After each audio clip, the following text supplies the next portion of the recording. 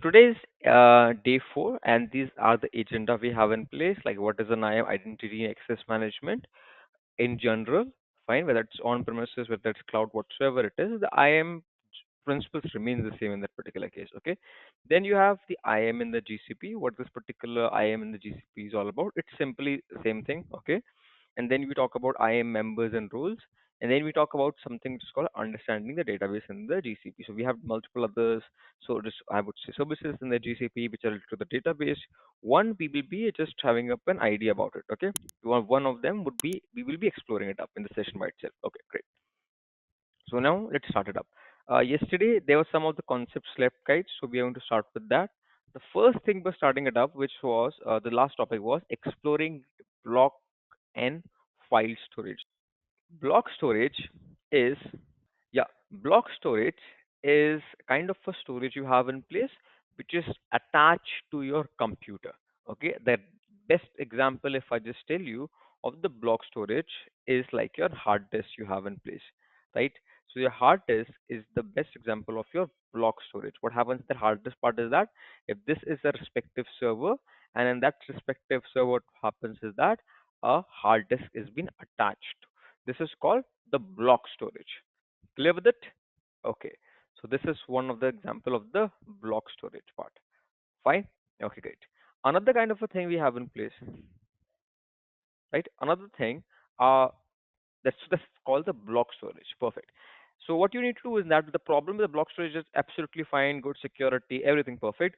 But in the block storage, you have to already go it up and define the, I would say, already go end up and define at the initial stage about how much of an hard disk you want, right? Okay. So because that's what we do. Let's say, for example, let me just show you a practical thing. Okay, that how where does it? Here you can see it up. That, let's see, go for the dashboard, or let's go to the, where it is, compute engine, and we are going to create up an instance. Fine. In this case, let's say, for example, when I go and up, guys, and create up a server,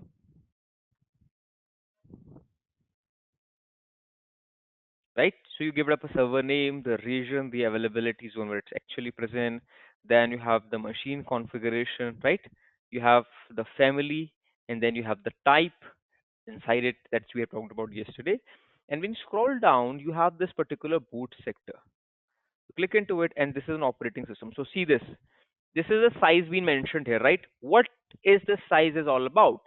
The size is about the virtual hard disk which will be attached to your server.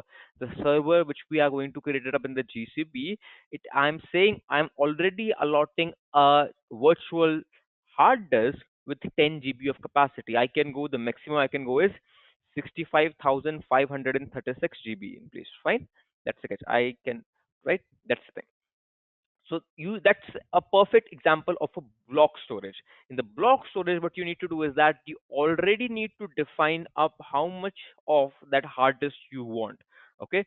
So you should be aware about that respective situation. Let's say, for example, you want you have already created up a virtual hard disk, or you have assigned, let's say, for example, 80 GB. So sorry, back.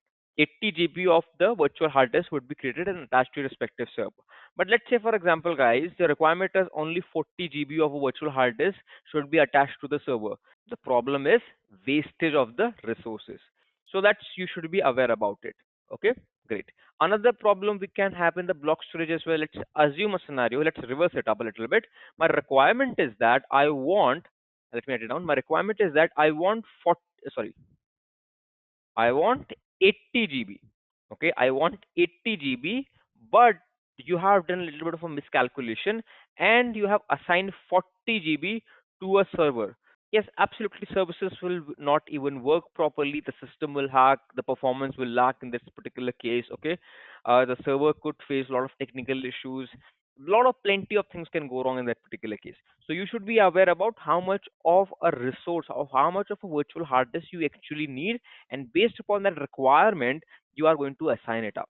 Fine, that's the thing. So this is the perfect example of a block storage. A block of the data of a block is being a virtual hard disk is being attached to the server. Clear? Okay, that's great. Now we have another one in place which is called the file storage. File storage is pretty simple. File storage, what happens is that in the file storage, you are putting up a file in a centralized repository. You can imagine it up, right? Imagine this particular scenario which explain up the file storage. Let's say, for example, you have a centralized place. Clear? Okay, because in the block storage, there is no way. So let's say, for example, I want to share up the particular piece of an information with all of you guys, right? So how to do it with block storage? That's not possible because block storage is attached to my particular hard server in place. But then which place is that? So what will happen in this particular file storage is that there would be people. This would be person first, second, and third in place. And what they will be doing is that they will be connecting to this particular server. Fine. It comes in the file storage part. So person first, second, and third, they can be accessing this particular content from it, you know, putting up the data, updating of the respective file, all these kind of things. You can do it up in the file storage. And another thing with the file storage is that you does not need to provide any kind of an additional uh, storage, I would say, with a file storage, right? You does not need to do any kind of a pre-assessment, like you will be providing up 80 GB, 40 GB, 30 GB, and those kind of things in place. So the problems you are having in the block storage, it's not present in the file storage in place, right? So this is it. So any one of you, based upon the permission policy, like he can go to that particular centralized folder, and based upon the how much of a policy has been assigned to that particular user, he can perform his respective task in place, right? That is called the file storage. Fine. Okay, great. Now, let's talk about, guys, the encryption. Now we are moving to a very important service we have, which is called by the name of KMS, Key Management Service. So now we are moving towards that. So before that, guys, we need to be aware about what actually an encryption is. Fine. So what is generally happening in the encryption, guys, is that it is encryption. You have a plain text. Fine. Okay. So these are the droids you are looking for, whatever it could be, message hello, hi, whatever it is. And then you pass it through an encryption mechanism, right? So you need two components here. In the encryption, you need two components. One is in the diagram by itself, you can see it up. Here it is. One is, sorry, three things you need it up in the encryption, particularly. First thing you need is that is the plain text. This, guys, the plain simple message, like in respective your chat group, you are all writing in a plain text, right? In a simple manner. We are not encrypting a particular message. Anyone can go it up, read it up, and he's able to understand what you're talking about it. Fine. That is the plain text without any encryption. So the first thing you need in plain text. Another thing you need is that this is the key. Okay. And another thing you need is the algorithm. AES, TES, 3DS, and all this we have in place. Fine. So you need the key and the algorithms. Fine. Okay, great. So you create your, I would say you can pick up any kind of a key in place. Today I will be showing you how to create up a key, right? That's what we do. And another thing is an algorithm which we use, AES, TES, how things work actually in the backend. Great. So using this particular thing, encryption part, guys, what we do is that we convert this particular plain text. When it passes through an encryption and the key, you get something which is called by the name of ciphertext. Okay. As Jacob has rightly mentioned, that converting a plain text into, this is the plain text, and this is called the ciphertext. Okay. So let's say, for example, guys, if I just tell you an example of the ciphertext, 1 2 x y 7 3 4. So guys, can you tell me what it is? Is it a plain text? Is it a ciphertext? This is what? This is your respective, I would say, ciphertext you have in place. Okay, great. Perfect. So this is, guys, something which is called by the name of encryption. Like same way, when we are doing up the encryption, we need the algorithm as well as the key. Same applies for the decryption as well. If you want to decrypt it up, you will be needing the same algorithm, which is definitely for sure easily available. Fine. And but the important thing is the key. So you should have the key in order to decrypt that respective message. Clear? This is called the encryption. And there is similar to that, like the SHA-256 we have talked about. Similar, like the encryption, there's another very important, I would say, thing in place, which is called by the name of a cryptographic method, which is called by the name of hashing. Similar to the, I would say, encryption, we have something which is called by the name of hashing. And this is, guys, is one of the generator for the hash. Fine. Okay, let me show you what happens actually in the hashing part. So hashing, guys, is a one-way street. Like normally what happens in the encryption is that you have the plain text, you pass it through the encryption, and you get what? You get the ciphertext. Fine. That is called the encryption, converting a plain text into the ciphertext. And then what you can do is that it's by back converting ciphertext way back to the plain text using decryption. Okay, so you can say it's a two-way street. You can convert a plain text to ciphertext, and then again you can convert a ciphertext way back to the plain text. No problem at all. But what happened in this particular case is that in this hashing, it's a one-way street. You have a particular plain text, you convert, pass it through SHA-256, all the algorithms in place, get up a hash or the hash digest. But remember, you cannot convert it back. That's the property of a hash. It's a one-way street. Once you have taken up a plane and pass it through a hashing algorithm, you get up a hash. And what's an application of it? Where actually we use the hash? In backend, all these tech giant XYZ companies, social media companies like Instagram, or I would say, you know, uh, Twitter, all these organizations you have in place in the back end, their respective server, they first of all what they do is that, let's say for example, my password is 1234. They will be passing out the password 1234 using, let's say for example, SHA-256 algorithm, and whatever that particular outcomes port comes, let's say for example XY732, now they will be storing this XY732 in the respective database, not my actual password, but the hash of my password. Okay, and this hashing is generally used for the integration purposes. So there are multiple algorithms we have in place: SHA-1, SHA-256, SHA-384, SHA-5112. Okay, Blix 2B, and a plenty of them. Let's how it's things are. Let me show it up. Let's say, for example, I want to put up a message in place. It is Amit, AMIT. Okay, in small. I just go back and you can see in the chart to this was very famous. You can see this is the hash of my name Amit in small letters. Fine. Okay. Let's say, for example, I'm sending up the message to you. Someone tempers this respective message. Someone changes it from small letter to capital, right? Just a change. No, I would say it's not changing the meaning of the message. It's not changing the context of the message, but just changing, making up a small uh, alphabet to capital one. And you scroll down and you see that the SHA-256 guys has completely changed. Let me just put up in the chat as well for you guys. So this is the original message. Go to the SHA-256. This is the hash you have in place. Let me first of all refresh it a little bit. Okay. Again, let me write it down Amit. Or let me put it up Jacob.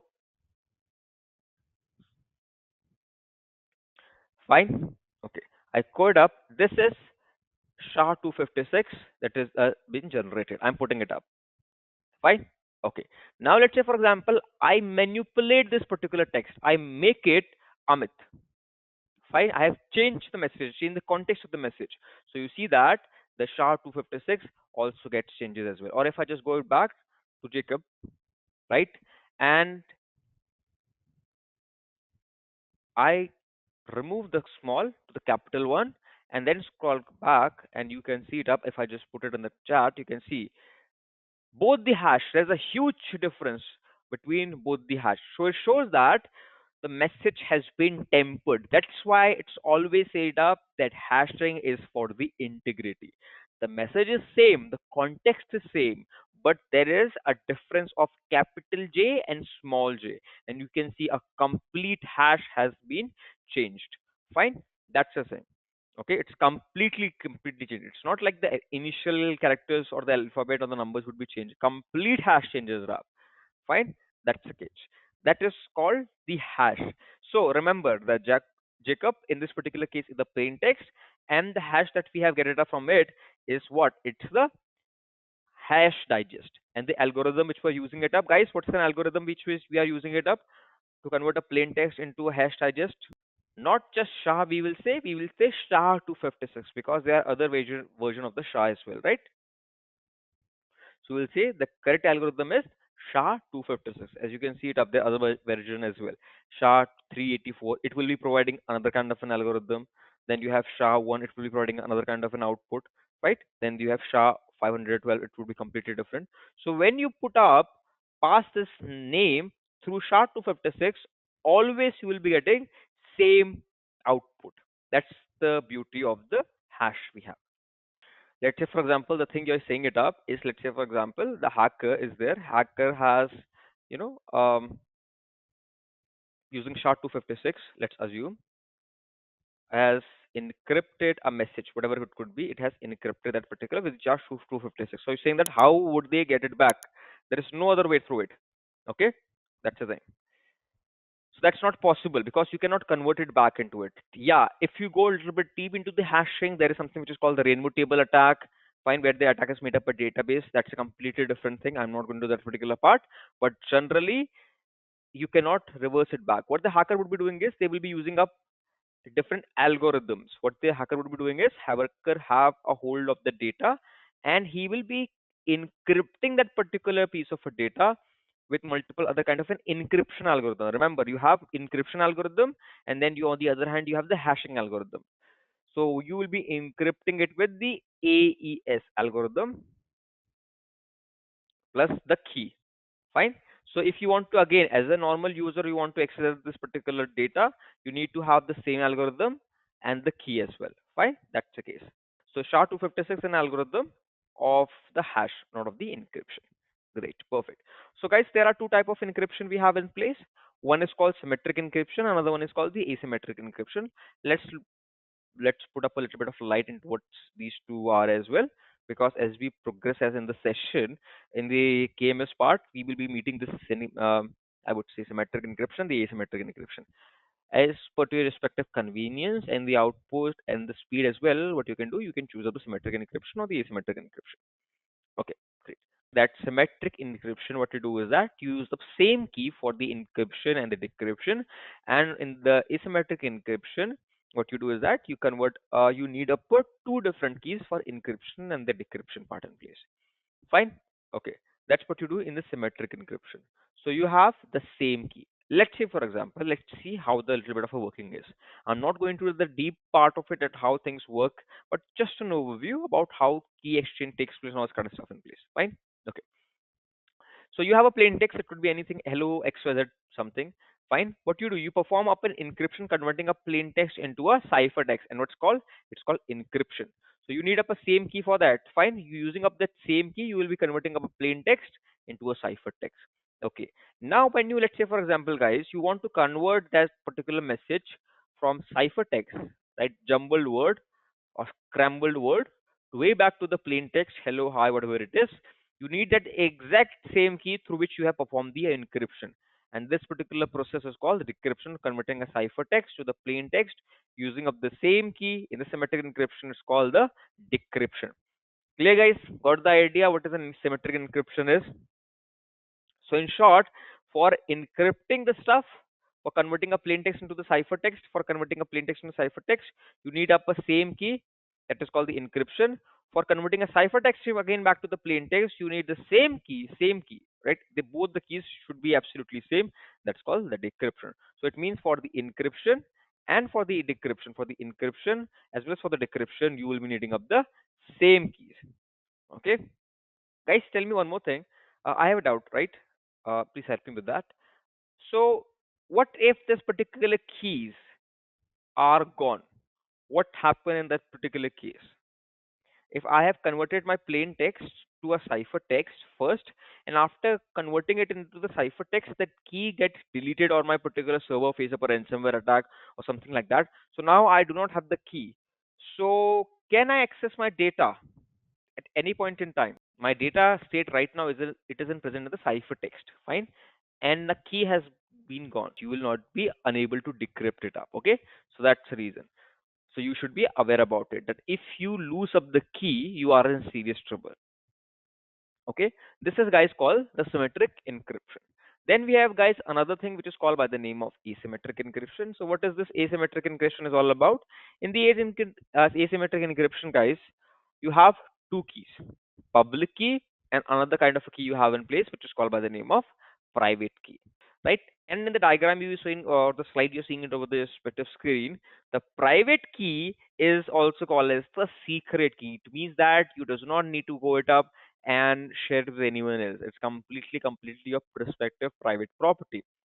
Public key, it's publicly available. You can relate it, right? I'm not saying it is the same thing, but you can relate it to like your username and a password. So guys, username can be public, right? Correct. So I can say that, yeah, like your username can be public key, and your password can be your private key, okay, which is not shared by anyone else. Fine. So guys, what's the problem? What's the problem if my password get leaked, or you guys get to know my particular password of my Gmail account or my social media account? What do you think? What will happen in that particular case when a user's password has been known to the public or has been breached?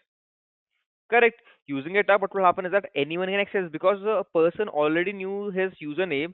What they will be doing is that now they have an access to his password, and definitely he using it up, he will be able to get an access to that particular account in place. Fine. Okay, great. So that's what we do. So we have this asymmetric encryption. So let's see it up, the working of it. So you have the plain text. Okay. You convert a plain text into ciphertext, that is called the encryption. For that, you use up a key which is called the public key, which anyone you can use it up. Fine. Then from converting a ciphertext, again going back to the plain text, what happened in that case is that you do up a decryption, and for that decrypting, you need up a separate key, which is completely different from this public key, which is called by the name of private key. Okay, or it's called the secret key. So always remember it up in the interviews or in the examination, whenever it comes it up, that secret key. So don't panic. Secret key means that it's a private key in place. Okay, that's the thing. So keep this thing in mind. You have your plain text, you have your respective ciphertext. Converting a ciphertext, sorry, a plain text into the ciphertext file. It's called the encryption, using up the public key in the asymmetric. And when you're decrypting it up, you are using the same another key, which is called the secret key. Clear?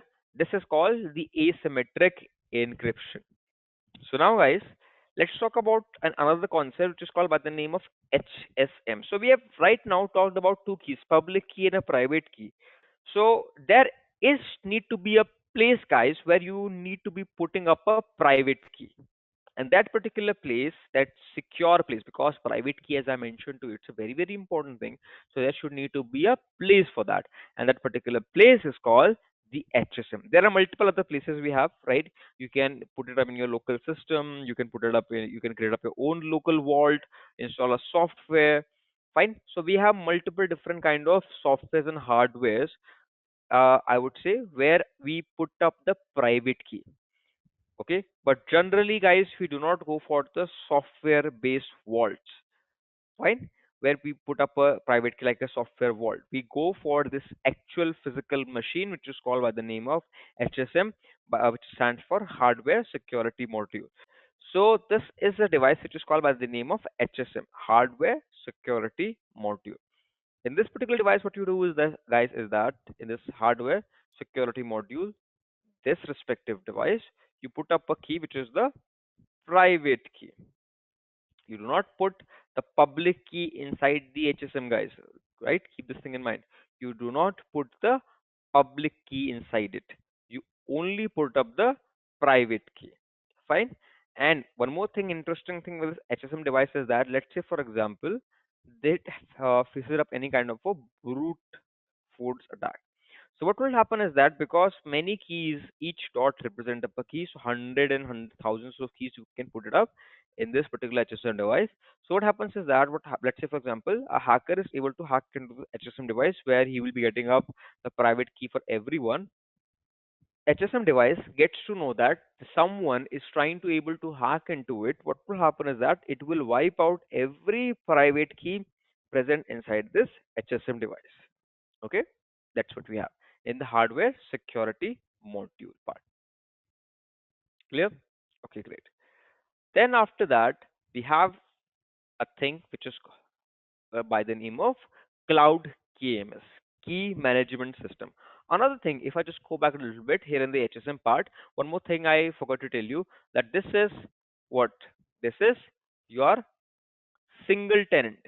So that's a single tenant. So this particular device, HSM device, is a single tenant in place. Fine. This particular hardware, you're not sharing it with any other person. Clear? That's the catch. Because definitely if you share it with someone else, it would be a nightmare. So definitely what happens is that in your respective organization, your organization would not be sharing it with any other organization.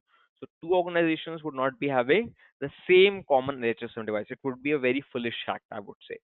So a dedicated, or not just one, there could be multiple HSM device, right? Because you create up a cluster. You just does not have one single HSM device. You have a group of HSM devices in place, which is generally called a cluster in place. So an organization owns it up. You are not sharing this particular device. Another thing with this particular HSM device is that, so from a security point of view, it's great. One of the unique property of this HSM device is that the moment it sends it up that something is going wrong with it, what it will do is that it will wipe out every piece of a private key present inside this particular SSM device. And remember it up due to one of the things that is called in cybersecurity, which is called by the single point of failure. Fine. So if the attacker attack over this particular HSM device and it wipes out every piece of a private key inside it.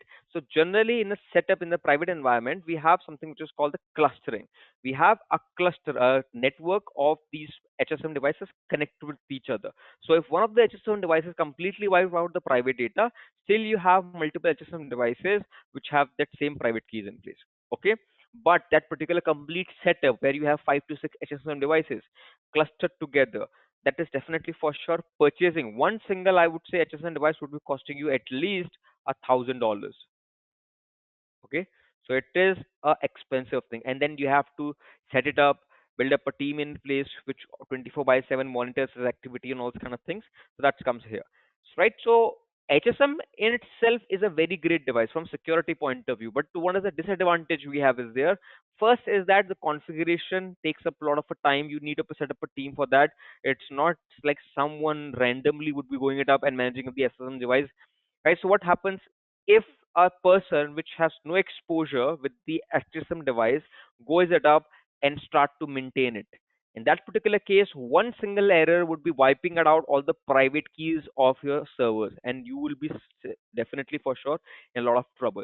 So you need a particular person who has a good amount of experience in handling this HSM devices and the cluster and the network. So if anything goes wrong without damaging further, he can resolve the problem there only. Fine. So from a security point of view, it's a fantastic device we have. But the disadvantage with the SSM device is that it is pretty expensive. One single device costs $1,000. Maintaining it a little bit expensive. You need to set up a team for that. Then you have to set up a cluster because one HSM device does not justify the thing or justify the security. You have to build up a cluster, which will definitely for sure holding 4 to 5 HSM devices connected together. And you can imagine the initial cost, the upfront cost is $6,000 only. Then you set up a team. I would say almost it will go to $11,000 or more than that. So you can say it's a pretty expensive setup you have in place. But if you for a moment keep aside the budget, from a security point of view, it's a great thing. This HSM device, the hardware security module we have in place. Okay, and remember, it's a single tenant that an organization would be holding this only. No two organization would be sharing this same HSM device. Fine. Okay. Then after the HSM device, guys, we have something which is called KMS. Because this HSM device, the problem with HSM device is that it's pretty expensive. From a security point of view, it's great, right? I can put up a keys inside it, fine, very good. At any point in time I want it, I can get it up. But the problem with it is that the moment I get inside it, or someone try to hack into it, it will wipe out all of them, but it is pretty expensive. So do I have an alternative for the HSM device? Yes, we have, which is called by the name of KMS. Right. So this particular Google Cloud give you this particular feature of KMS, a vault where you can put up your keys in place. But what's the difference between HSM and the KMS? This is single tenant and this is multi-tenant. Okay, that's the catch. So we have in the GCP service, which is called by the name of Cloud KMS. And what we do in the Cloud KMS is that we store up the keys. Fine, we have different kind of keys, but generally the most important keys which we use it up is the private key. So you can see this is a Cloud HSM vault you have in place, and inside it you store your respective private key. You create your private key, you manage your private key and all those kind of things, you can do it up. Okay, great. Here you can see it up. In this, what you need to do, let's say for example, I am right now in compute engine somewhere, fine. So how to navigate to this particular KMS? Here we are. Difference between how to navigate to it. So in this particular cloud engine I'm in, what you need to do is you need to go to the key management part. You go into key management, you click into it, and here we are in the key management part. I have some of the keys as well. Fine, of it. Okay. So first thing with it, we are not going to directly jump into it and create a things. We need to be aware about certain concept when it comes to the KMS part. Okay, so KMS can be used for the creation of the keys as well as for the storage of the keys as well. Fine, those kind of things. Great. So the first thing, guys, you should be aware about is that in the KMS part, you need to create something which is called the key ring, right? Okay. Uh, let's go to this. Yeah. First thing, you have to create something which is called key ring. Okay, this thing, create a keyring. First you create up a keyring, and then you can do what is that in the keyring. Once you have create a keyring, this is, I would say, a keyring,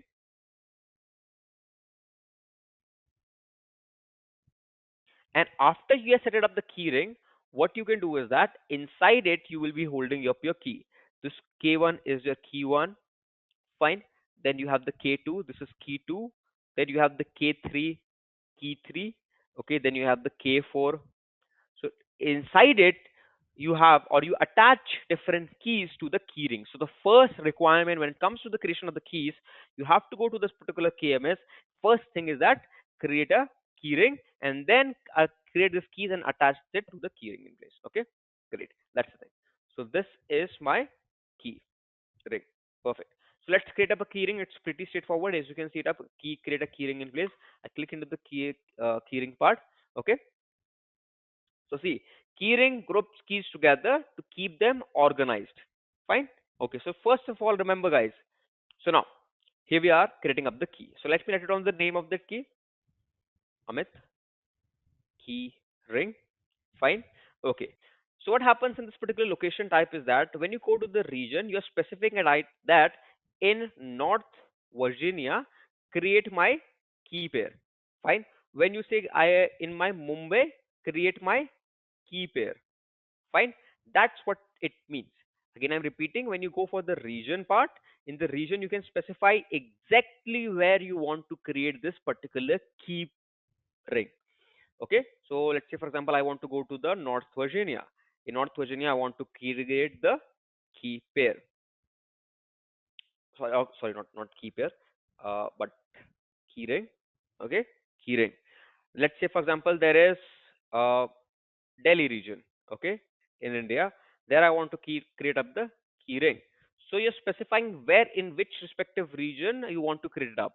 But if you, let's say for example, go multi-region, here you see highest available across the largest area. It means that now in all the areas and all the regions present across the globe, across this AWS, sorry, across the GCP, in every region there will be a keyring created in all of them. That is called the multi-region. If I click into it, see all of the region you have in place, whether it's I would say like North Virginia here, okay, like in Tokyo, all the regions across the globe, everywhere a key would be created, right? This particular key, same key, fine. But I'm sticking with the region part. But remember, when it comes to the multi-region part, in that particular case, the thing is that definitely for sure, because you're going for multi-region, your one single key would be created, replicated across the regions. Definitely in that particular case, you will be charged little bit more due to that. Okay, that's the thing. And the region you have to specify the which respective region. See, that's the thing. Okay, in my let's say for example I go for North Virginia. So North Virginia, this particular would be created. So I go to the multi-region, I would say, fine, and I click into create. Okay, multi-region in Canada, multi-region in Asia, this kind of options you have in place, multi-region in Australia, all the region. I would say global. Fine, global means everywhere. Okay, but that will be costing me a lot. I would say let's check with the region, right? North Virginia, perfect. But you got up an idea, okay? So Amit key rings has been created. Perfect. Now, cryptographic keys is resource that is used for encryption and decryption data for product producing and verifying digital signature, right? Okay. So remember it up. Now what you need to do is that now we are going to create up a key. Fine. Now what happens is that the protection level, software level, external level, HSM, single tenant, and this particular HSM device is used up for storing up the stuff in place. Fine. Yeah, that's what we have in the HSM device. In some of the cases, it could be using up the public key as well, but generally it's used for the private key of the storage. Perfect. So you're choosing up the HSM key, your protection level where, like, see, cryptographic operation are performed over an HSM, or you're using up the software or an external. It means that performed, you're storing it somewhere else out in your respective on premises. That's what you're saying. There's a key that will be created up in this particular GCP, you will be storing in your respective part in place. Okay, great. But I'm staying with the software part. It's much more easier. Okay, I click into the continue part. Okay, let me name the key. Um, Amit key. Okay, let's name it up. Great. Now I choose up the software. If I choose HSM, they will be providing up a dedicated HSM device to me. That would be pretty expensive. And when I go to the external, then I can put it somewhere else as well. So for the simplicity, I'm going for the software part. Fine. Okay. I click into the continue. Now name and the protection level, journal keys, the key management will be generated for you. Fine. Import your key material into the Google Drive. So what I'm doing right now is that I'm saying the key go for generated keys. In this particular case, the GCP will be creating up the keys for me. Fine. Okay. But if, let's say, for example, if I just go import keys, in this import key part, I will be providing up the key to the GCP. Fine. Let's say, for example, there is a vault. Okay. Why this imported key is so important? Let's say, for example, guys, this is an hard disk, a virtual hard disk I have. Fine. VHD, virtual hard disk. So what would you prefer? GCP created keys or Amit created keys, or your respective organization created keys? What will you prefer? We use up an organization level keys in place, right? Whichever your respective organization level, Amit, or your organization level keys you have in place, you will be using it up for the encryption. So if you are using this particular GCP one, which you will go for generated keys. If you want organization level one, you go for the imported keys. So when I go say imported keys, in that I by myself as a user would be providing up the key to the GCP, and using that particular key which I have provided, my particular virtual hard disk would be encrypted. Okay. So now another very important thing, guys. Let's say, for example, I have gone through this imported key where I have provided the key to the GCP. In that particular case, tell me, if tomorrow GCP wants to open this particular vault which has been encrypted by my key, right? K1, okay, and GCP wants to open it up, will be able to decrypt this particular data? They will not be able to decrypt this particular data in place. Fine, that's the thing here. Okay, right?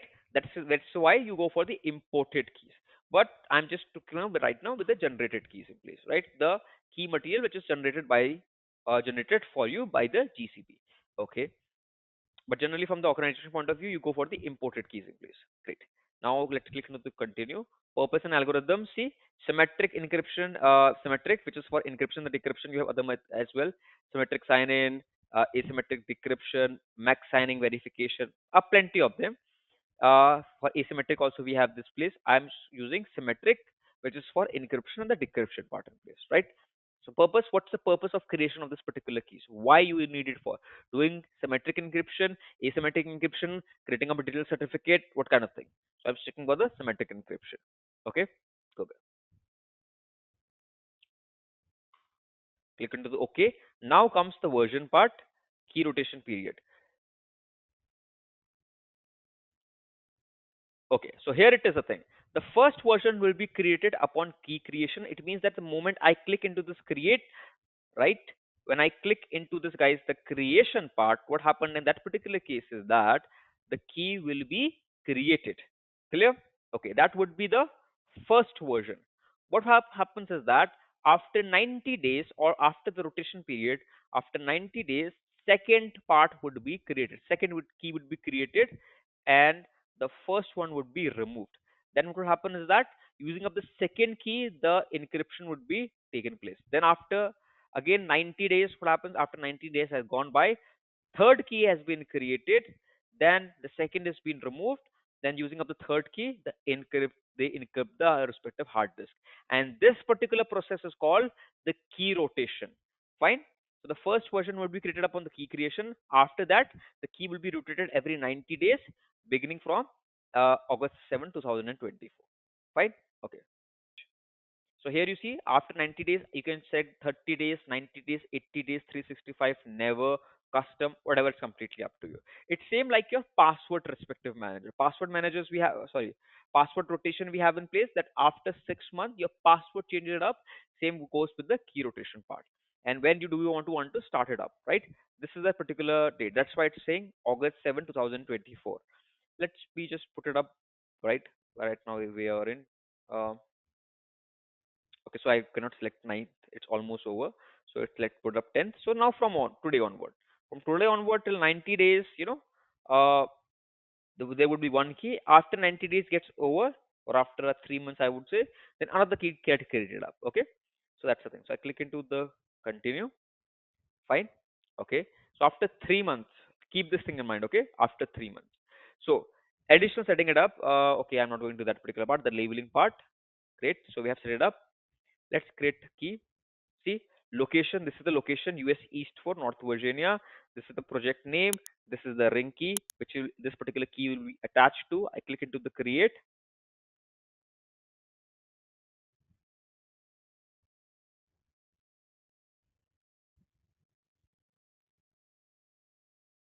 So guys, Amit key has been created. Fine. That's the catch. You refresh it up and see the key has been created. Okay. Amit key, which is you will be using symmetric encryption, which you will use for encryption the decryption part in place. Okay. Great. So disable all keys, edit rotation period. Let's click and do it. And now I want to do never do any key rotation. You save it up. See, no schedule. Next rotation, not schedule. Protection level, software. Status available. So I have created up a key, guys. And using up this particular key, what I can do, I can perform the encryption, the decryption. I could go to a particular server and there I can use this particular key in place. Fine. That's the catch here. Okay. Great. Got the idea, guys? See, copy the source node, edit the rotation, destroy all the version of the key material. Fine. Disable all the key versions, all this kind. Disable means pause it up. You are not going to use it. That's what the disable means. Disable means like pausing it up. It's not deleting. You can disable it, then enable it completely. It's up to you, right? Okay. Destroy means remove all the keys. So if let's say for example you have a particular storage where you have a file or a folder and you have encrypted up with this respective key and then you delete this particular key, then after that you will not be able to access that particular folder or file. Okay, that's the catch here. So here we are. See, in the keyring, how many keyrings I have right now? Amit keyring, and another one is the hello. Fine. Okay. Hello is global, and this Amit keyring is region specific. Fine. If I click into this particular keyring, now inside this keyring, have a key which is called by the name of Amit key. If I just duplicate it up, let me just show you in the context of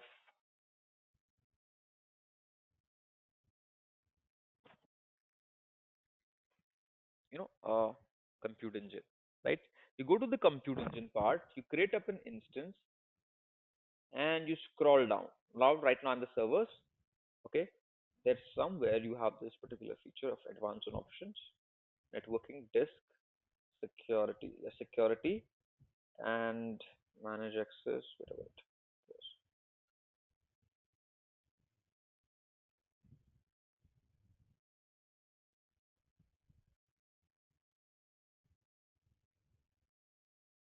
Yeah, data encryption. Fine.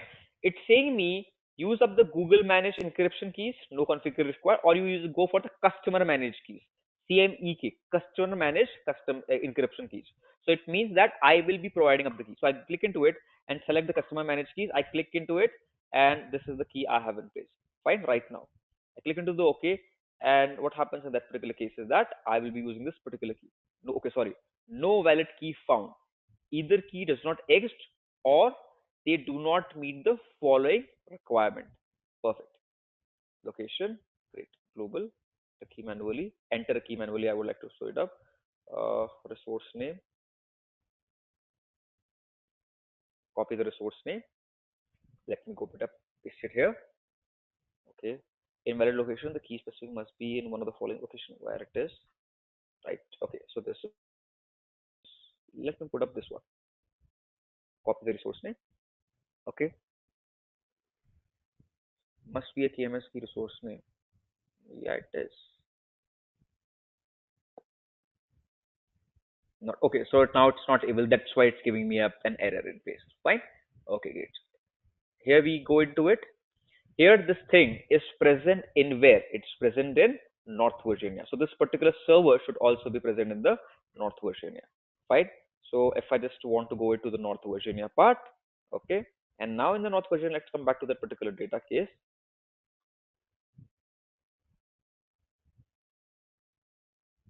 A key is required. See, right now I see Amit key. As you can see it up, Amit key, US East 4, Amit key ring. It is a part of a ring which is by the name of Amit key ring. It's a software based, it's not HSM based. So you click into it. Now what happens is that, right, in this particular case, I would say what this particular thing means is that I have created up a key with the name of Amit key. Let's assume it to be K1, and I have a server, and the server has a hard disk. So what I'm saying is that using this particular K1 encrypt that K1, who has created this K1, guys?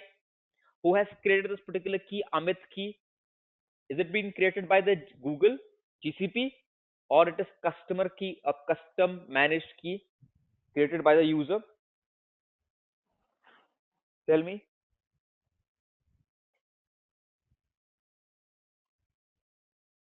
This is created by the user.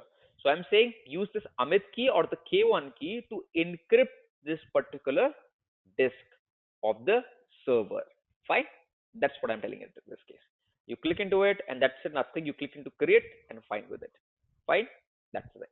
So guys, this is a very short introduction demonstration about the KMS part. Now guys, we have another interesting concept which is called by the name of VPC, Virtual Private Cloud. Let me just show you the VPC. This is a VPC. VPC, remember it up, it's an isolated environment. You can imagine it like a cloud inside a cloud, correct? So what happened in this particular VPC part is that it's an isolated environment provided by a respective cloud provider, okay? And no one else would be able to use that particular subnet that you specified into it, okay? So it's completely private to you. No one else would be able to talk to your server running into this particular GCP, VPC. Clear? Perfect. So we have this particular VPC in place. All you need to do is that go to the VPC network. Perfect. Here only two VPCs are there. My first VPC is the VPC that I have created up, fine, by myself. And another, remember is that there is another VPC which is called by the name of default, right? Everyone will be having up a default VPC in place. Keep that particular thing in mind. Clear? Okay. So how to create up a VPC? You click into the create a VPC, fine, and you have to specify the name. Could be anything, XYZ, anything, right? And then you have to okay, then you have to specify the subnet. So remember, there is something which is called the availability zone. The availability zone, we have a feature of the region, I would say, and outside of the region, inside the region, you have the availability zone. So how many availability zone, guys, we have per subnet? We have three. Minimum three availability zones are present there. Okay, great. Correct, Ganesh. It's a data centers we have inside the availability zone, and at least minimum three availability zones are present per region. Remember, whenever you are creating up the subnets, the subnet are region specific. Okay. So here I have the two options. So in each region, one subnet would be created up. Okay. So when it comes to the subnet, see, subnet lets you create your own private cloud topology within the Google Cloud. Fine. Okay. So if let you have the two options, custom or the automatic. If you, let's say for example, you say custom, then you have to specify the subnet where you actually will be creating it up. Fine. But let's say for example you go to the automatic, what it will do is that automatically in all the region one subnet would be created with the respective IP range. All right. If let's say for example you want to specifically have an IP range in your respective mind, you go to the custom, and then the custom part you have to specify it up, that new subnet, what's the name of it. Fine. Then you have to give up the IP range and all this kind of stuff in place. So that's the case. But if let's say for example for the simplicity you want, we go into create an automatic, automatically in every region in the GCP one subnet has been created with this respective IP address. Fine. Automatically assigned and provided by the I would say the GCP. Great. So if you are just a beginner, then definitely for sure go for the automatic part. But if you are a particular person who understand what a subnet is, what is header notation, all this kind of stuff, then you can go and up and click into the custom part. Okay. Then you have, after this you have the something which is called by the name of firewall rules. Fine. As yes, and in the previous session, guys, we have talked about what a firewall is. Firewall is kind of an entity or a device, right? Or a thing, because firewall can be hardware or software. So it's an entity we have, or a networking device. What it does is that it controls the incoming and outgoing traffic, ingress and egress we talk about, right? Inbound and outbound traffic, it controls it up. So in this particular firewall rules, you have different kind of a firewalls. Okay. You have to select them up, because that's also important. There would be a firewall sitting outside of your subnet, and that would be allowing, based upon the predefined rules attached to that particular firewall, it will be allowing it whether to allow the traffic or whether to block that respective traffic. Fine. Okay, great. So dynamic routing mode, do you want it regional, do you want it global? And then I think you just click into the create a particular VPC would be created up. Fine. That's the catch in this case. Okay. So this is how you create up a VPC. Clear, guys? Got it? And what you can do is that after, it's pretty simple. What you can do after that, you have the respective VPC created, and inside this particular VPC, you will be creating up a subnet. Okay. Let's suppose this is your subnet with a respective IP range. And the subnet, as I mentioned to you, subnet are created in the region. So let's say, for example, this subnet is created in North Virginia. Fine. Okay. You can create multiple subnets, no problem with that. But with different IP range. This could be having different IP range. There could be another subnet. I would say this is subnet one with a different IP range.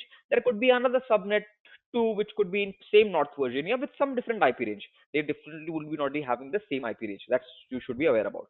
That's why I told you, if you understand the subnet header notation, go for the custom one. Otherwise, go for the automatic one in this. Okay. So inside a region, you can have multiple subnet, but all of them would be having different range or the IP addresses. Okay. Great. Perfect. Now, once you're done with it, right now in this particular case, we have this particular VPC. Inside the VPC, we have a subnet one, which is present in North Virginia. Okay. What I can do is after that, I have set it up. When I'm creating up my particular instance or the server in the GCP, where then I can go in the networking part and specify that where actually I want this particular server to be created. I can set up that create my respective server inside the VPC one. Fine. And inside the VPC, you have a subnet one in North Virginia. Create there my respective server. So you can, once you have set it up your respective VPC, set it up your respective subnet. Fine. Then you can go to your instance or the servers, and then in the server by itself, you can mention it up where actually you want to create this thing. Okay. That's the catch. Clear, guys? Got the idea?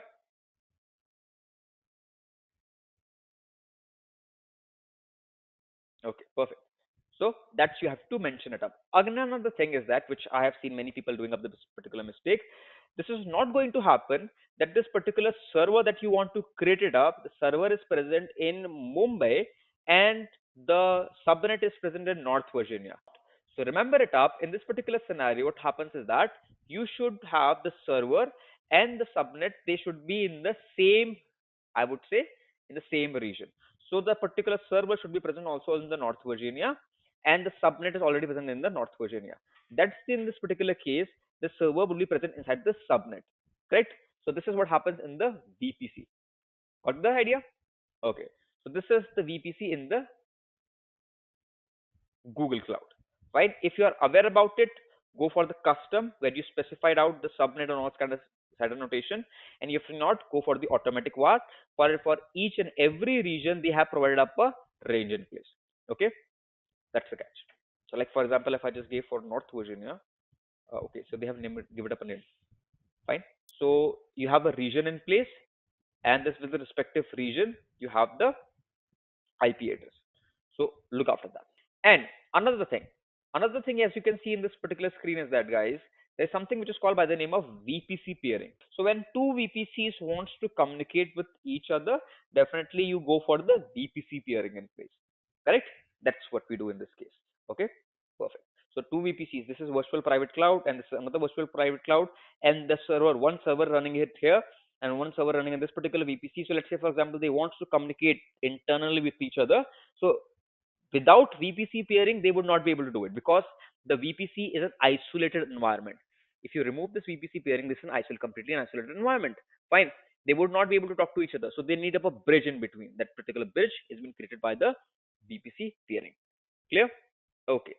So now guys, let's talk up to the topic which is called the IAM, Identity and Access Management. So what is actually an IAM? IAM stands for guys, Identity and Access Management. So IAM is like a bodyguard you have in place, right? Which controls that who can access the server, who can come inside the organization and who cannot. That is what we do in the IAM, Identity and Access Management. So now from any time anyone says about the, you know what, what's the thing with the IAM, right, or what actually an IAM is, irrespective of this particular concept of the IAM in the on premises or it is in the cloud, always remember it up. The IAM is like a bodyguard.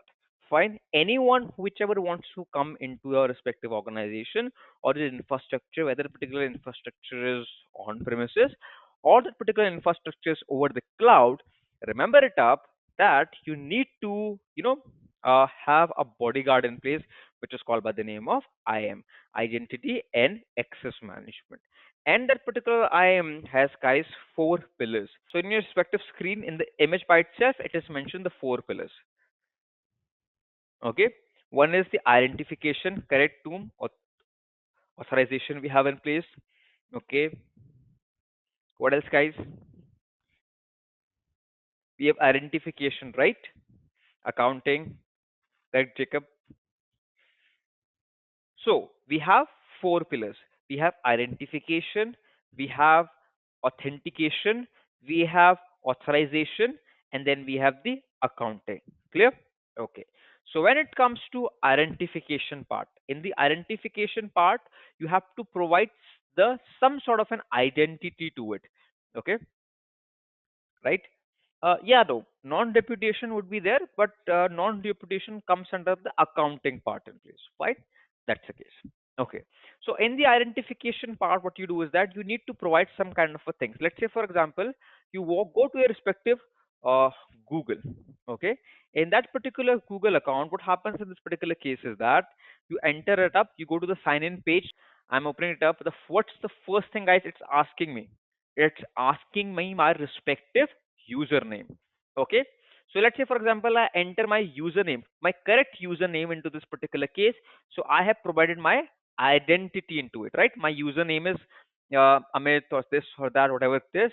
So the Google, the Gmail does the respect. But in the identification, first thing is that you have to provide a particular identity.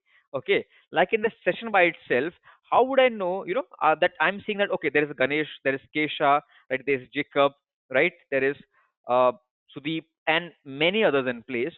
So that is the name that you have by itself for joining up the session and you have written by yourself is an identity. Correct?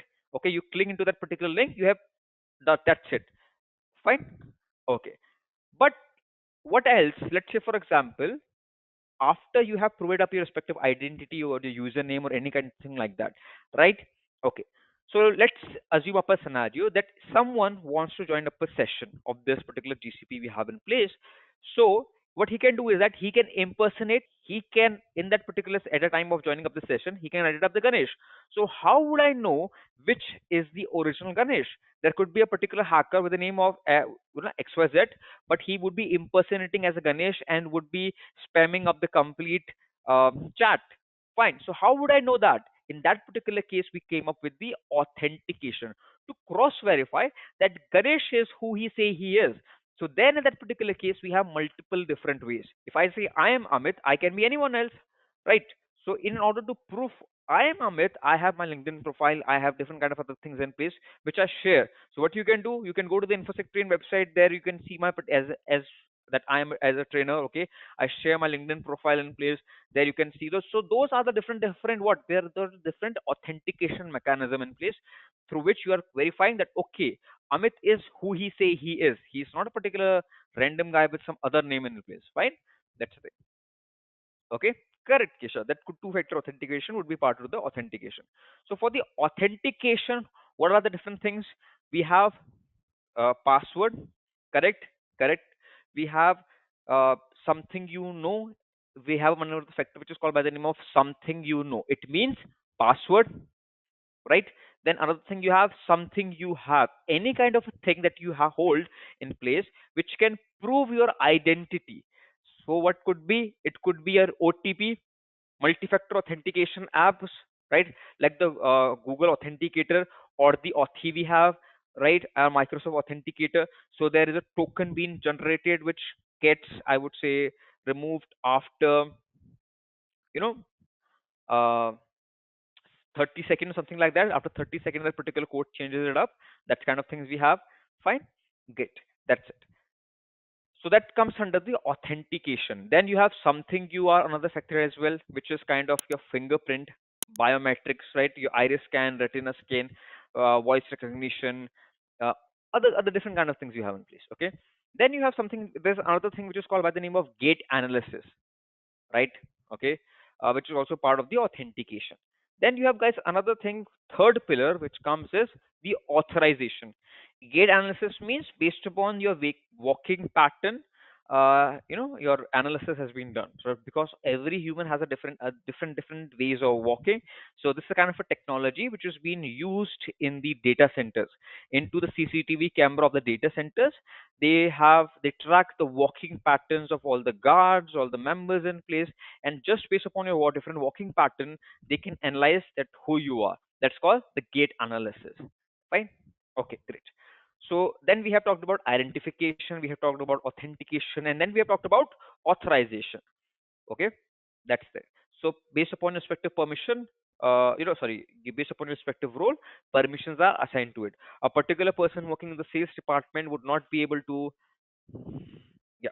So a particular person in the sales department would not be able to have an access of the DevOps server. A particular person in DevOps team would not be able to have an access to the sales department. So based upon your respective role, the permissions are being assigned to you. Great. Okay. Then you have another one in place which is called by the name of accounting, the fourth pillar of the IAM. Accounting is all about.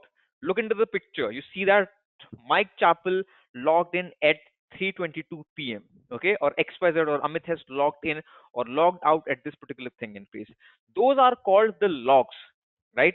Where the root user or the IAM user or Amit as a user has logged in or Amit has logged out, and right you can and Amit has created up a folder, Amit has deleted up a folder, those kind of things that are called the logs. Fine. So you give it up what in the logs details, all these things are you analyze it up in the accounting part. Every IAM user or any kind of a user perform any kind of an activity that comes under the accounting part. There is an accountability which is been there for every user, whether it's any kind of a user you have in place. Fine. So accountability is there. Based upon the logs, you can analyze what kind of activity that particular person has done, and does he has a was doing any kind of an activity which was leading to the breach of his permission, right? right? That's called the privilege escalation. That's an attack we have in the cybersecurity where a particular person is trying to breach the permission that is been assigned to him. Let's say, for example, a particular person has been given up a permission that he can access only the D drive of the my computer, right, or a D drive or a specific folder. But what this particular person is doing is that he's using different kind of a tools, technique, methods in place to have an access to other folders as well, or to have an access to other servers as well, where you do not have the access. Okay, that's the thing. So we have this IAM part. So this IAM has what identity and access management. Remember, it's a bodyguard and it has four principles, four pillars: identification, authentication, authorization, and accounting in place. Okay, perfect. Then then comes the IAM in the GCP. Same principle. So IAM, guys, what is an IAM from now onwards? If someone comes to you, what is an IAM? How would you define that in a simple plain language? It's a bodyguard you have in place. Fine. Okay, or a guard. What it does is that based upon the permission, the username and the pass, username, the permission, the all the other kind of stuff you have in place, you provide it to that particular guard. It verifies it up, and if it's figured out, okay, this particular person, the permission he's having is absolutely legitimate, in that particular sense he will be providing you the what he will be providing you the access. Okay, great, perfect. That's what we have in this particular I am in the GCP. Same thing. So in this particular part, what you do, you define who you are, what you can do, and upon which respective resource. Let's say, for example, there is a file, fine, and who can access this particular file? So we have a policies in place that based upon that particular policies, it will mention it up that this particular user is there, he can access this particular file, and there is another person which do not have this particular respective permission, he will not be able to access the particular file. That's what we do in the IAM, right? So who you are, what you can do, and what on what resources, that's we learn it up in the IAM in the GCP. Okay, so that is a thing which is called by the name of members, right? Okay. In the particularly in the context of the GCP, we have something which is called by the name members, or in the simple way, you can also call them up as IAM users. Okay. So we have two users, normal user and the admin user in place, right? Okay. So now what happened in this particular case is that we can create members. Fine. Okay. So what you can do, you just click into grant and access. You go to the IAM and admin. You click into grant and access, and here you can see here we have this particular thing. Now what I will do, I will be adding up a principal. Right. Remember, principal are user group or the domain or the subdomain account. For simplicity, stick with principal are the users. So let's say, for example, there is a user with the name of Amit. Okay, but that's not going to be the case. Remember, normally you have to provide your respective Gmail account into it. So let's say, for example, this is the one I'm putting it up. Fine. In this case, as you can see, this is must be associated with an active Google account. So it should be an active Google account in place. Otherwise, it will not be the case. So I can only make someone a user if I have an account here. Clear? That's the thing. And then what you do is that you have something which is called by the name of assign up a respective role. So once you have entered that particular Gmail address, so you should already have a Gmail address. It doesn't matter that you do have a Google account or not. That's not the question here. You should have a valid Gmail address. You enter that particular Gmail address here, fine, and then you have got to do is that you assign up that respective role. Okay, role are composed of set of permissions that determine what the principal can do with the respective resource. So I can say, let's say, for example, I'm writing up my own Gmail address xyz@gmail.com. That what happens in that particular case is that, let's say, for example, I put it up like anything random.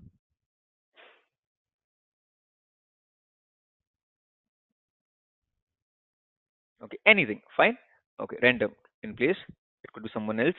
Now, what I will do is that I have this assigned role. So this is someone's Gmail address. It should be active in place because a request will be receiving. This particular person will be receiving it up. Then what happens is that you have the assigned role. Now, what will happen in the assigned role part is that you have to give it up a permission. So, okay, when this particular person logs in or click into that particular link, which will he will be getting it up, what kind of activity he can do. So click into the role part. Here is current basic. What kind of an action he can do? I just say basic owner. See, when I go to the owners, full access to the most Google Cloud sources, see the list of the included permissions. I say he could be an owner. Fine. Okay, I click into add another role. If I want, I can do that as well. I am condition. I can specify the condition that at what particular point in time he can do all these kind of things. I can set it up in the condition, which specific IP address he should be part of, what should be his respective location, and XYZ. So I click into the save part, and you can see this is now my user. Okay, perfect. So see invitation sent pending acceptance. So this particular person, when he will be opening up his respective Gmail account, there he will have to accept it up, and once he do, he will be having a complete access of my this particular account, GCP account. He can go to this compute engine, deploy up a server, fine, all this kind of an activity he will be doing it up like a normal and IAM user. So in this particular case, you have, if you, let's say for example, you are making someone an IAM user, you have that particular person should have a Gmail account in place. Okay, that's the catch. So this is how you do the thing. So that is what a member is all about. A normal user member. Then we have talked about the role as well. Different kind of roles we have. Fine, owner, editor, and viewer. So we talked about that I have provided him the owner rights that this particular person can do any kind of an activity in that particular case. Okay, great. So now let's talk about guys the database we have. Right? Let's talk about the very interesting thing, that database. Database has what? Data in an organized manner. Clear? In definitely in rows and columns you have the data. Perfect. And that's what we have in the database. So in the database, the data is present there in an organized manner in the format of rows and columns. Clear? Okay, that's the thing. So we have different services inside the GCP. We have Cloud SQL, we have Cloud Data Store, we have Cloud Bigtable, BigQuery, very famous one, and Cloud Spanner. Right? Okay. I will be going showing you about this particular Cloud SQL. Let me show you about it. Right? Okay. So what you need to do is that, again coming back to this particular page. Okay,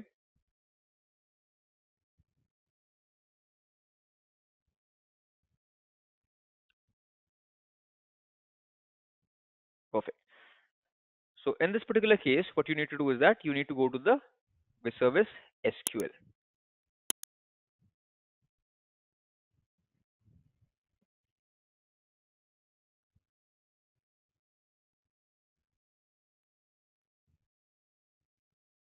Okay, Cloud SQL. Cloud SQL offers a fully managed database service for MySQL, PostgreSQL, and SQL servers, reducing your overall cost or operation and freeing up your team to focus on the innovation part. So in this particular case, the thing with the Cloud SQL is that first thing is you have to create up a server, and then inside that server you could be creating up your respective tables, and then inside the table you will be putting up your respective data. Okay, got the idea? So first thing you create up is a server or the instance, right? And inside it you create up a table, and then inside the table you put up your respective data. Okay, great. Now let's click into the created data, or either you can migrate the data as well. It's completely up to you. Fine. So see, create an instance, choose your database engine. You have to specify it out. Then set up a network and the connection part, and move your data. Okay, that's the thing. Or create your whatever, enter up your data, whatever you want to do it with it. So I have to specify the engine. I have option of MySQL. You have to look for the versions as well. 8.0, 5.7, 5.6, all these kind of things. PostgreSQL, SQL Server. It's completely up to you, right? Okay. So guys, there is something which is called the SQL, structure query language. So there's two things we have. One is called the DB, database, okay, and another one we have in place is called, guys, which is called by the name of, yeah, sorry, another one we have first is called the database, collection of the data in rows and columns. Another thing we have in call, which is called by the name of DBMS, database management system. So remember guys, from now onwards, this SQL, it's not a database, right? Your SQL, structure query language, is your DBMS. It's not a database. Fine. So what happens is that in this particular case, if this is the user, right? And what happens is that there is a person in between, which is called by the name of SQL, structure query language. And behind the SQL, you have a thing which is called the database, where actually your data is present. Fine. So what happens is that you will be making up a request or sending up a request, whatever it could be. There are different queries you have in the SQL. So you send up your respective query to the SQL. SQL is like a servant, okay? Or I would say you can relate to the API. So what generally API does is that it performs up the task on your respective behalf. Fine. Okay. Let's say for example you have gone to a restaurant. In the restaurant, whenever what happens is that guys tell me, does the chef who makes the food comes to you and take up your request that sir or ma'am, whatever you want to eat, please tell. Does that particular happen? The chef is present in the kitchen, in the back. You are present on your respective table. So who is that particular guy in the off in that particular, I would say, restaurant, who take up a request that what you want to eat and give it to the chef, and whatever the chef creates, bring it back to you? Who is that called? A waiter. So remember, API is like your waiter. It performs the task on your respective behalf. Correct? Same here with the DBMS as well. Same with the SQL as well. So what happens is that you make up a request. So you are the user, you are not going anywhere. Database is the chef. He's also not going anywhere. He's doing his respective job at the back end, storing up the data securely. The poor guy who is running back and forth is the SQL, which is the database management system.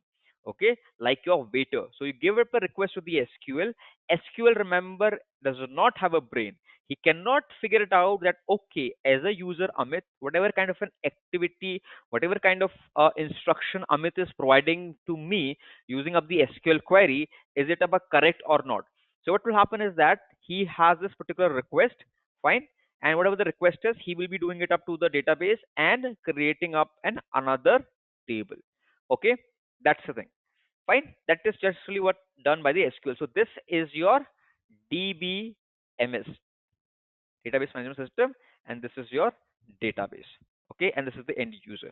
So remember, SQL is a poor guy who is absolutely has no idea what he is doing, right? As I mentioned to you, it's a waiter. Okay, he does not understand anything. He just take up your respective request, take and then give it to the database, fine, and that's it. Okay, whatever the database then gives up a response, he'd have it to the SQL and SQL forwards it back to you. Simple as that. So SQL is a very hard working, but he does not use up his own brain in place. Fine. Okay.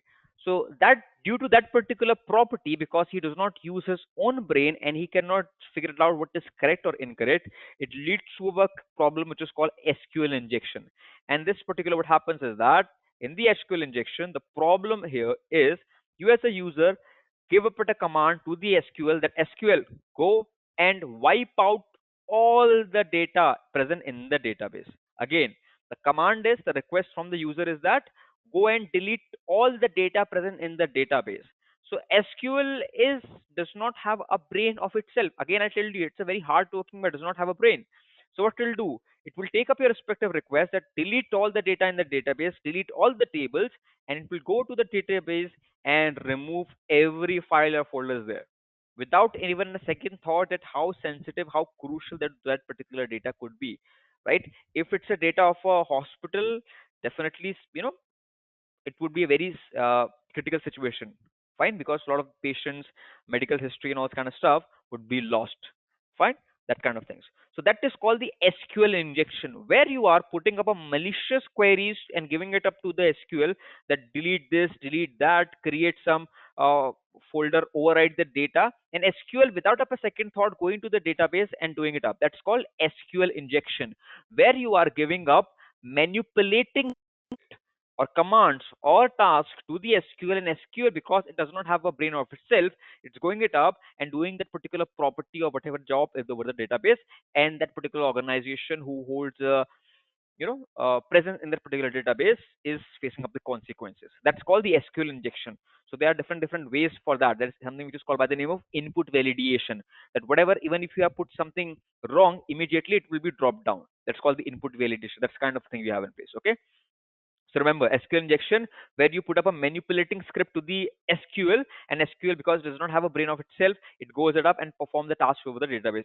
Either completely override the data, okay, encrypt the data, delete the data, whatever it could be. So SQL would not have any issue with it. fine. So you should have to, whenever you're creating up this particular setup, you have to look for input validation. So whenever someone give up a suspicious link, immediately it will be done. Input validation, what I'm telling you. Okay. Yes, you put up an input validation. What happens in the input validation is that, okay, just what we'll do is that in the input validation, you will be putting up a guy in between, a bodyguard, you can say it up. Okay. And what that particular guy would be doing is that particular person would be sitting between you as a user and the SQL. So whenever you give it up a task to the SQL, that particular this is input validation. There are other different methods in place. Input validation is the very most famous one. It's not the only one. So what happens in that particular case is that input validation is a very smart guy. He's a very experienced, well-known person. So whenever as a user I give it up a malicious script to the SQL, before it reaches to the SQL, will be analyzed by the input validation. If the input validation think that, okay, Amit has given up a malicious request to, and it's going to the SQL, what will happen in that particular case is that, correct, this is the SQL command you have in place, Kesha, okay, SQL query. So what will happen in that particular case is that if you put it up in the input validation understand it, and if it think that the whatever the command you're giving it up is malicious, immediately it will be dropped. Your request will be immediately dropped. It will not be able to reach to the SQL, because if it reaches to the SQL, then the chaos is coming. So that's the thing. But if it analyzes your respective request and figure out that, okay, whatever the Amit has given up the SQL command queries, that is legitimate one. So it will be allowing you to pass it and reach up the SQL, and that based upon that particular query, SQL will be either creating up the table, deleting up the table, those kind of things. Fine. That's what we have. Correct. So what we do, choose up the database engine. I just go into the create up of MySQL. Fine. This is it. You have to provide the instance, that particular instance you are creating it up. You have to provide its username, ID. You have to provide up the password. Because why it is so? Because after creation of it, you have to log in it as well. So that's kind of things. What the instance ID is, it could be instant ID. Then you have the password in place. Fine. All right. Say generate up a complex password. This is the complex password which is created by the GCP, or you can even put up your own password in place. Fine. And keep an eye upon this price as well. It would be $2.21 cents per hour. Okay, perfect. And $52.94 per day. Okay, pretty expensive. So no password, you can go for that as well. Then database version, what it is. Then you have choose the SQL Cloud Edition Enterprise Plus or the Enterprise. Enterprise one, and what happens is that you just get a better availability and better security, but the price is also very good for that. Okay, great. And then you have the zone and the availability where actually you want to present it up for the best performance. Keep your data closest to the service that you need it up. Okay, perfect. So what I will be doing, I will be going for, let's say, for example, multi-zone. It means that the particular server database would be created in multiple regions, but definitely I will be having up a lot of cost to pay for that.